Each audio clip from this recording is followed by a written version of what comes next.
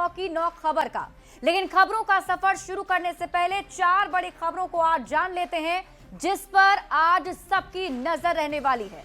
देखिए, संसद का आज से मॉनसून सत्र शुरू हो रहा है, जिसको लेकर सत्ता पक्ष और विपक्ष दोनों ने पूरी तैयारी कर ली है। कई ज्वलंत मुद्दों पर संसद में जोरदार हंगामा देखने को मिल सकता है और आज ही बिहार विधानमंडल का भी मॉनसून सत्र शुरू हो रहा है। चुनाव की दहलीज पर खड़े बिहार के लिए ये आखिरी सत्र काफी अहम है। यहां भी बिहार में कई ज्वलंत मुद्दे पर विपक्ष ने सरकार को घेरने की पूरी तैयारी की है, तो विपक्ष के हमले पर हर हमले का जवाब देने के लिए सत्ता पक्ष भी पूरी तरह तैयार दिख रहा है।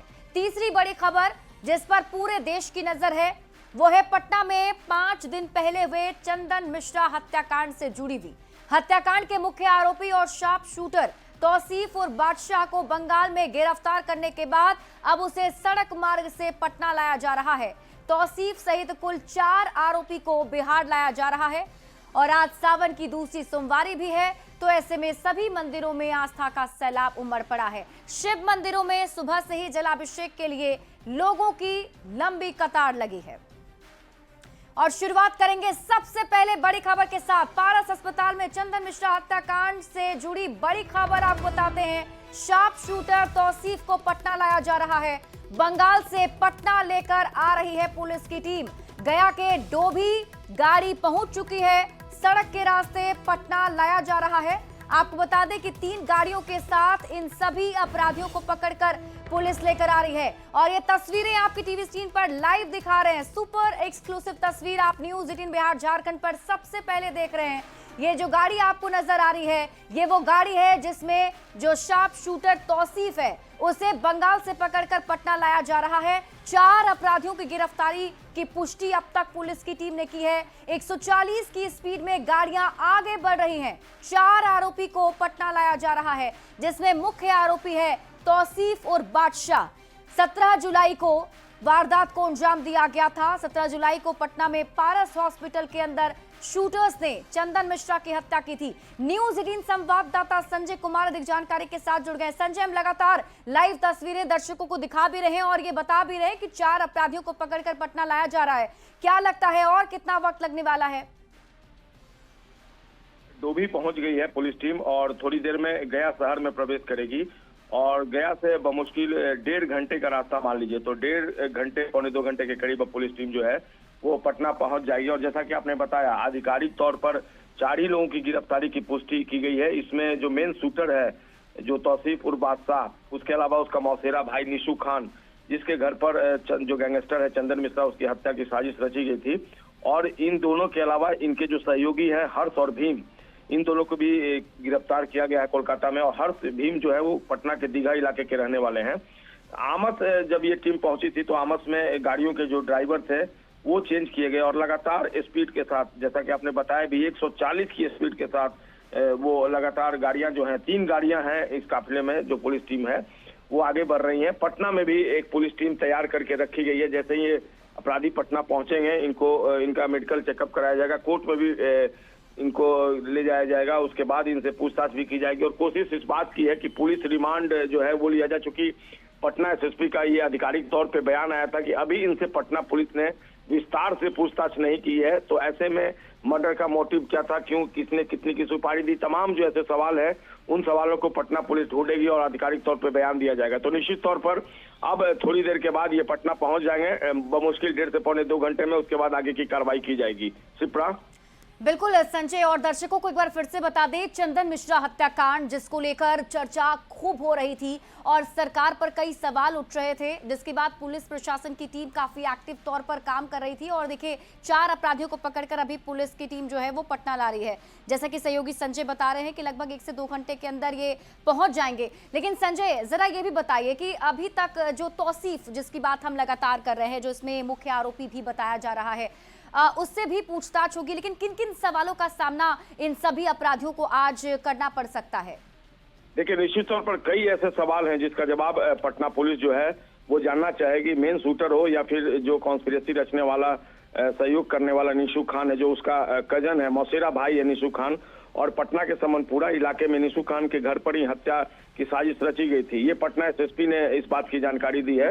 तो किसके कहने पर यह हत्या की गई, कितने की सुपारी ली गई, हत्या करने के पीछे किस तरीके के जो षड्यंत्र थे उसमें और कौन कौन से लोग शामिल थे, क्या केवल यही 6 शूटर थे? हालांकि पटना पुलिस ने कहा है कि 6 शूटर जरूर थे, 5 शूटर हॉस्पिटल के अंदर गए थे, एक अपराधी बाहर आ गया था, ये तो सीसीटीवी फुटेज में भी आ गया था। लेकिन पटना पुलिस ने माना है कि अब तक की जांच में 9 जो आरोपी हैं उनकी संलिप्तता इस पूरे मामले में शामिल जो है वो सामने आई है। 6 अपराधियों के अलावा जो हॉस्पिटल में पहुंचे थे, लेकिन और भी लोग इसमें शामिल होंगे, इस बात से इंकार नहीं किया सकता। और एसएसपी ने इस बात की भी जानकारी दी थी कि बहुत सारे लोग इस मामले में पकड़े गए तो नंबर ऑफ अरेस्टिंग भी बढ़ेगी। तो तमाम तरह के जो सवाल हैं वो पूछे जाएंगे इन जो पकड़े गए अपराधी हैं उनसे, और पुलिस अभी जांच करेगी और तब निश्चित तौर पर कई जो खुलासे होने हैं। सुपारी कितने की दी गई थी ये भी एक बात, चूंकि इस मामले में ये बात सामने आई है कि सुपारी देकर ही इस मर्डर केस को अंजाम दिया गया। तो तमाम ऐसे सवाल है। संजय, शेरू का भी नाम सामने आ रहा था, गैंगस्टर शेरू, और ये भी कहा जा रहा था कि चंदन और शेरू की पहले दोस्ती थी, फिर दुश्मनी हुई और ये अदावत की खबरें भी कई बार सामने आई थी। तो क्या उसको लेकर भी पुलिस की टीम कुछ आगे बढ़ रही है जांच की दिशा में? शिप्रा, यही सवाल पटना के एसएसपी से था, तो उन्होंने कहा कि अभी मामले का अनुसंधान चल रहा है, इसलिए इस बारे में मीडिया को जानकारी नहीं दी जाएगी। लेकिन बिहार पुलिस मुख्यालय के एक अधिकारी ने ऑफ द रिकॉर्ड इस बात की जानकारी दी थी कि बिहार और बंगाल एसटीएफ की टीम ने जो पुरलिया जेल है जहां पर शेरू सिंह जो चंदन मिश्रा का कभी साथी हुआ करता था, उससे भी पूछताछ की गई और उससे कई अहम जानकारियां मिली है। पार्ट ऑफ इन्वेस्टिगेशन है, इसलिए इस बारे में बहुत ज्यादा जानकारी नहीं दी जा सकती। देखना होगा, चूंकि जो ऑफ द रिकॉर्ड पुलिस अधिकारियों ने जानकारी दी है, चंदन मिश्रा का जो सहयोगी है शेरू सिंह, उसने कई अहम जानकारियां पुलिस को दी है, उससे भी पूछताछ की गई है। बिहार और बंगाल एसटीएफ की टीम ने पूछताछ की है, तो उनसे जो जानकारी मिली है उससे पूछताछ के बाद पुलिस कई एंगल से काम कर रही है। और देखना होगा जैसे जैसे कार्रवाई आगे बढ़ेगी, निश्चित तौर पर कई और मामले है वो सामने आएंगे, कई और अहम खुलासे हो सकते हैं। आधिकारिक पुष्टि की जरूर होगी कि आधिकारिक तौर पर क्या बयान सामने आता है। लेकिन संजय, अगर आज की बात करें तो आज पूरे दिन पटना में बड़ी हलचल रहने वाली है। क्या कुछ हो सकता है अगर आप एक एक करके बता पाए? जैसे आपने बताया कि पहले मेडिकल टेस्ट होगा, उसके बाद आगे क्या प्रक्रिया हो सकती है? जी बिल्कुल, देखिए जो प्रोसेस होता है ये कानूनी प्रक्रिया है। वहां से आने के बाद देखना होगा कि पटना पुलिस उन्हें कोर्ट लेकर जाती है, फिर कोर्ट में उनको पेश किया जाएगा। फिर यहाँ से ट्रांजिट रिमांड के बाद अब इनको क्या पुलिस आज ही रिमांड पर लेने के लिए प्रे करती है, और अगर प्रे करती है तो कोर्ट का उस मामले में क्या फैसला आता है ये देखना होगा। मेडिकल एग्जामिन भी इनका कराया जाएगा, क्योंकि अभी पटना पुलिस के एसएसपी ने खुद कहा है कि इस मामले में पटना पुलिस ने इनसे अभी इंट्रोगेशन नहीं किया है और कई ऐसे सवालों की लंबी फहरिस्त है जो जानना चाहती है पटना पुलिस, तो इनसे लंबी पूछताछ की जाएगी। अभी भी जो 5 शूटर हॉस्पिटल के अंदर गए थे उसमें केवल मेन शूटर बादशाह जो है तौसीफपुर बादशाह, केवल उसी को पुलिस पकड़ पाई है। बाकी के शूटर कहाँ हैं उनके बारे में भी जानकारी हासिल करेगी। जो अभी तक 9 लोगों की संलिप्तता सामने आई है, उनका इनसे क्या संबंध था, कहां से साजिश रची गई थी, तमाम जो ऐसे सवालात हैं उसका जवाब पटना पुलिस जो है वो ढूंढना चाहेगी, क्योंकि पटना पुलिस को इस गुत्थी को सुलझाना एक लगातार चैलेंज बना हुआ है। ये बात सही है कि उन्होंने शूटर और कॉन्स्पिरेटर में जो कॉन्स्पिरेटर था निशु खान, जिसके घर पर समनपुरा इलाके में पारस हॉस्पिटल से बिल्कुल सटा हुआ समनपुरा का इलाका है, और सीसीटीवी फुटेज में न्यूज 18 ने बताया भी था कि जो अपराधी पारस हॉस्पिटल में पहुंचे थे वो समनपुरा के रास्ते आए थे और उसी गली से वो प्रवेश किए थे, और इसके बाद हत्या को अंजाम देने के बाद उसी गली से समनपुरा भागे थे, जहां 2 बाइक से पिस्टल लहराते हुए अपराधी भागे थे। वहां से फिर कार के जो निशु खान था उसकी कार से बादशाह अपने परिजनों को लेकर गया था, और गया में अपने परिजनों को छोड़कर वो बड़ी हजारीबाग होते हुए वो कोलकाता चला गया था। तो तमाम ऐसे सवालात हैं जिसका जवाब पटना पुलिस ढूंढेगी, और देखना होगा जब इनसे इंट्रोगेशन होगा तो सारी चीजें किस तरीके से ये पटना पुलिस को अपना जवाब देते हैं। आपको पता होगा निशु खान पहले से ही उसके खिलाफ आर्म्स एक्ट का केस दर्ज है, उसको एक गोली भी लगी थी और वो लंगड़ा कर चलता है। तो उसने बताया, जब पुलिस ने उससे इंट्रोगेट किया कोलकाता में, तो उसने बताया कि जमीनी विवाद में उसे गोली लगी थी। तो इनका क्रिमिनल बैकग्राउंड भी रहा है। तो तमाम जो सवालात हैं जिसका जवाब पटना पुलिस ढूंढेंगे, और देखना होगा क्या जवाब जो है जो ये मेन शूटर है तौसीफपुर बादशाह उसकी तरफ से जवाब आता है, जो कॉन्स्पिरेटर है रहा है निशु खान, उसका भी क्या जवाब आता है।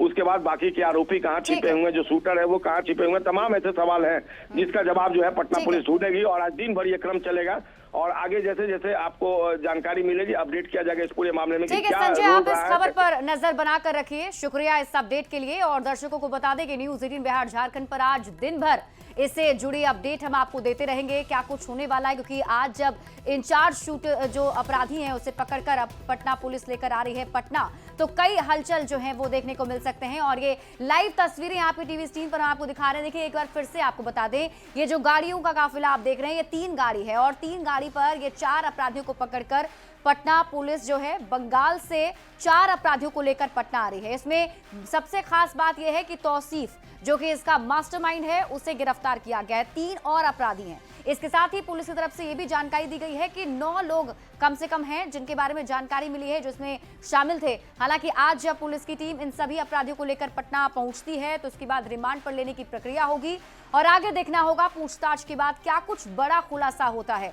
और इससे जुड़ी बड़ी खबर लगातार न्यूज़ 18 बिहार झारखंड पर आप देखते रहेंगे। बढ़ते आगे, संसद का मॉनसून सत्र आज से शुरू हो रहा है और पहलगाम टेरर अटैक और ऑपरेशन सिंदूर के बाद हो रहे संसद के सत्र के काफी हंगामेदार रहने के आसार जताए जा रहे हैं। एक तरफ विपक्षी गठबंधन के नेताओं ने सरकार की घेराबंदी को लेकर रणनीति तैयार कर ली है, तो वहीं दूसरी तरफ सत्ता पक्ष ने भी हर सवाल का जवाब देने की मुकम्मल तैयारी कर रखी है। और इससे पहले कल संसद को सुचारू रूप से चलाने को लेकर सर्वदलीय बैठक भी हुई थी। मॉनसून सत्र 21 अगस्त तक चलने वाला है और देखिए मॉनसून सत्र के काफी हंगामेदार रहने के आसार जताए जा रहे हैं, क्योंकि पहलगाम टेरर अटैक के बाद ऑपरेशन सिंदूर को अंजाम देने के बाद ये पहली बार है जब विपक्षी गठबंधन को सवाल जवाब करने का मौका सदन में मिलेगा। और विपक्ष के जो गठबंधन के नेता हैं, जो पार्टी है, वो पूरी तैयारी कर रखी है सरकार से सवाल करने की। हालांकि सरकार भी मुकम्मल जवाब देने को लेकर तैयारी कर चुकी है।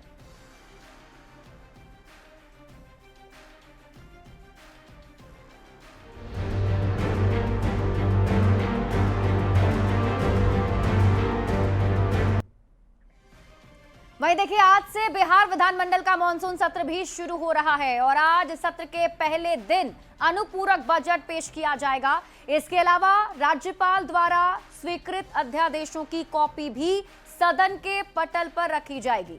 22 और 23 जुलाई को राजकीय विधेयक सदन में पेश होंगे और राजकीय कार्य किए जाएंगे। इसके बाद 24 जुलाई को अनुपूरक बजट पर चर्चा होगी और उसको लेकर वोटिंग भी की जानी है। इसके बाद विनियोग विधेयक पेश होगा। 25 जुलाई यानी कि सत्र के अंतिम दिन गैर सरकारी संकल्प पर चर्चा होगी। चुनावी साल में विधानमंडल के आखिरी सत्र में बिहार के कई ज्वलंत मुद्दों पर विपक्ष ने सरकार को घेरने की जोरदार तैयारी की है, तो सत्ता पक्ष ने भी हर हमले का जवाब देने के लिए कमर कस ली है। तो आज बिहार विधानमंडल का मॉनसून सत्र भी शुरू होने जा रहा है और जैसा कि हमने आपको बताया कि बिहार में फिलहाल चुनावी साल है, तो ऐसे में कई ज्वलंत मुद्दे हैं जिसको लेकर विपक्ष सरकार को घेरने की तैयारी में है। बिहार विधानमंडल के मानसून सत्र की आज से शुरुआत हो रही है। 5 दिनों तक चलने वाले इस सत्र में हंगामे के पूरे आसार नजर आ रहे हैं। आज ये सत्र शुरू हो रहा है, लेकिन कई मायनों में ये सत्र बेहद ही महत्वपूर्ण है, क्योंकि इस सरकार की ये आखिरी विधानसभा सत्र होगी। इसके बाद तमाम पार्टियां चुनावी गतिविधि में पूरी तरीके से जुट जाएगी। आज से शुरू होने वाले मानसून सत्र जो 25 जुलाई तक चलेगा, आज सरकार के द्वारा अनुपूरक बजट सदन के पटल पर पेश किया जाएगा। राज्यपाल द्वारा स्वीकृत अध्यादेशों की कॉपी भी सदन के पटल पर रखी जाएगी। अलग अलग समितियों की रिपोर्ट भी आज सदन के पटल पर रखी जाएगी। कल यानी 22 जुलाई और 23 जुलाई को राजकीय विधेयक सदन में पेश होंगे और राजकीय कार्य किए जाएंगे। 24 जुलाई को अनुपूरक बजट पर चर्चा होगी और उसको लेकर वोटिंग होगी। इसके बाद विनियोग विधेयक पेश किया जाएगा। 25 जुलाई यानी सत्र के अंतिम दिन गैर सरकारी संकल्प पर चर्चा होगी। ये सत्र इस नीतीश कैबिनेट के आखिरी सत्र भी ये होने वाला है और ऐसे में सत्र में हंगामे भी खूब देखने को मिलेंगे। हालांकि सत्र छोटा है, बावजूद इसके कई ऐसे मुद्दे हैं जिस पर विपक्ष सत्ता पक्ष को घेरने की पूरी कोशिश करेगा। अभी हाल के दिनों में जिस तरीके से लॉ एंड ऑर्डर पर कई सवाल उठे हैं, कई हत्याएं हुई हैं, जिस तरीके से अभी हाल के दिनों में पटना की अगर हम बात करें तो कई ऐसी हत्या को अपराधियों ने अंजाम दिया है। ऐसे में सत्ता पक्ष पर विपक्ष पलटवार करेगा, हमले करेगा और कई मुद्दों पर उनसे जवाब भी मांगेगा। देखना दिलचस्प होगा कि आखिर सत्ता पक्ष की तरफ से जो तमाम पिछले दिनों राजधानी पटना की अगर हम बात करें तो जितनी आपराधिक गतिविधियों को अंजाम दिया गया है, ऐसे में विपक्ष के सवालों का सत्ता पक्ष कैसे जवाब देगा। और ये जो सत्र है, अंतिम सत्र है, ऐसे में हंगामे के पूरे आसार नजर आ रहे हैं। कैमरामैन अजय दुबे के साथ विनीता मिश्रा, न्यूज़ 18 पटना। वहीं विधानसभा के मानसून सत्र को लेकर कांग्रेस विधायकों ने अहम बैठक की है। बिहार प्रदेश कांग्रेस प्रभारी कृष्णा अल्लावरू और प्रदेश अध्यक्ष राजेश कुमार के नेतृत्व में यह बैठक हुई। इस बैठक में विधानसभा सत्र की रणनीति, जनहित से जुड़े मुद्दे और संगठन की भूमिका पर विस्तार से चर्चा हुई है। देखिए, सत्र को लेकर कांग्रेस ने पूरी तैयारी की है, क्योंकि ये सत्र काफी ज्यादा छोटा भी है और ऐसे में सत्र में कई ज्वलंत मुद्दों को लेकर सरकार को घेरने की तैयारी है। और यही वजह है कि कांग्रेस की तरफ से पूरी तैयारी की जा रही है, किन किन मुद्दों को उठाकर सरकार को घेरा जा सकता है। और इसी बीच आपको अरवल से बड़ी खबर बताते हैं, जहां नवोदय के 52 छात्र पहुंचे हैं डीएम के पास। छात्रों ने रैगिंग करने का आरोप लगाया है, जिसमें 8वीं, 10वीं और 11वीं के छात्र शामिल हैं। बताया जा रहा है कि प्रिंसिपल पर कार्रवाई नहीं करने का आरोप भी छात्रों ने लगाया है। डीएसपी और थानाध्यक्ष स्कूल पहुंचे हैं। डीएसपी ने स्कूल प्रबंधन से मुलाकात भी की है। डीएसपी ने सभी को मिलकर रहने की हिदायत दी है। तो बड़ी खबर आपको अरवल से बता रहे हैं।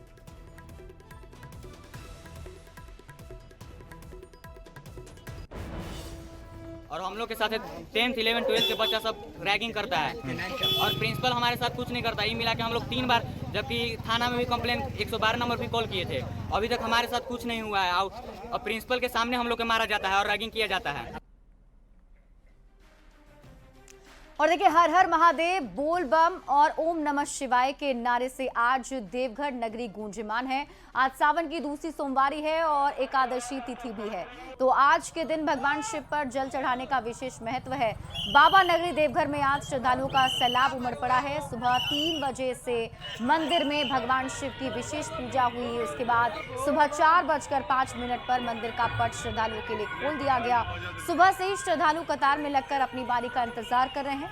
भगवान भोले के भक्त अर्घा के माध्यम से जलाभिषेक कर रहे हैं। सावन में हर दिन 1 लाख से ज्यादा भक्त बाबा वैद्यनाथ धाम पहुंचकर बाबा वैद्यनाथ को जल चढ़ा रहे हैं। लेकिन आज सोमवारी और एकादशी के अद्भुत संयोग के कारण 3 लाख से ज्यादा श्रद्धालुओं के जलाभिषेक का अनुमान जताया जा रहा है। यही कारण है कि प्रशासन का पूरा जोर भीड़ नियंत्रण पर है। राज्य के पर्यटन मंत्री सुदेव कुमार सोनू खुद व्यवस्था की मॉनिटरिंग करते नजर आए।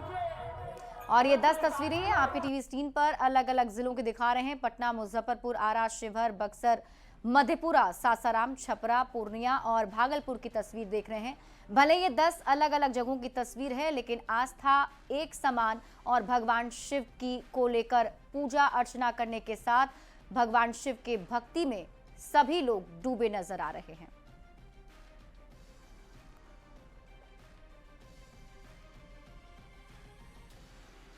तो सावन की दूसरी सोमवारी और साथ में सावन की पहली एकादशी को लेकर भक्तों में गजब का उत्साह देखा जा रहा है। भक्त सुबह से ही शिव मंदिर पहुंच रहे हैं और भगवान भोले से सुख समृद्धि की कामना कर रहे हैं। देखिए, बिहार के अलग अलग जिलों की तस्वीरें और आप देखिए किस तरीके से महाकाल मंदिर में भी, और सिर्फ बिहार ही नहीं बल्कि देश के अलग अलग कोने में भगवान शिव के जो भक्त हैं भगवान शिव की भक्ति में लीन नजर आ रहे हैं। महाकाल मंदिर उज्जैन की तस्वीर आप देख रहे हैं, काशी विश्वनाथ मंदिर वाराणसी की तस्वीर, नागेश्वर मंदिर की तस्वीर अयोध्या की देख रहे हैं और मनकामेश्वर मंदिर जो लखनऊ में स्थित है वहां की तस्वीरें आपको दिखा रहे हैं।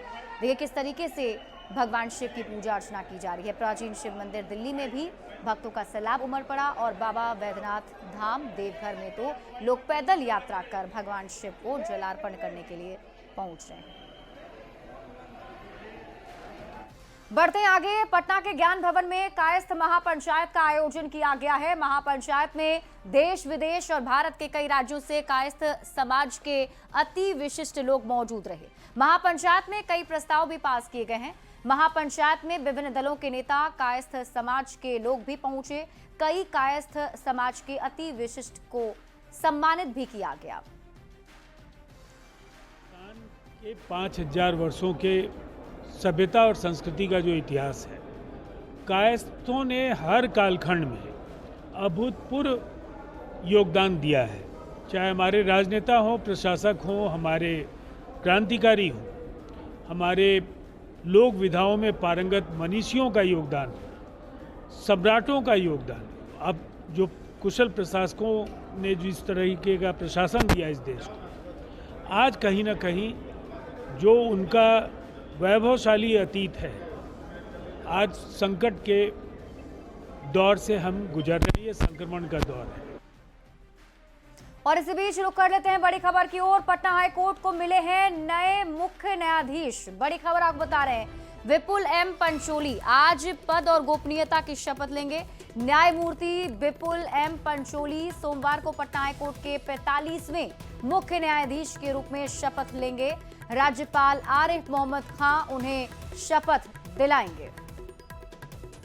तो बड़ी खबर आपको बता रहे हैं इस वक्त की बड़ी खबर, पटना हाईकोर्ट के 45वें मुख्य न्यायाधीश के रूप में आज शपथ ग्रहण करने वाले हैं विपुल एम पंचोली।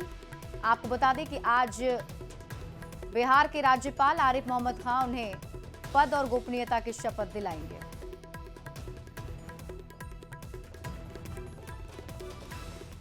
और इसी के साथ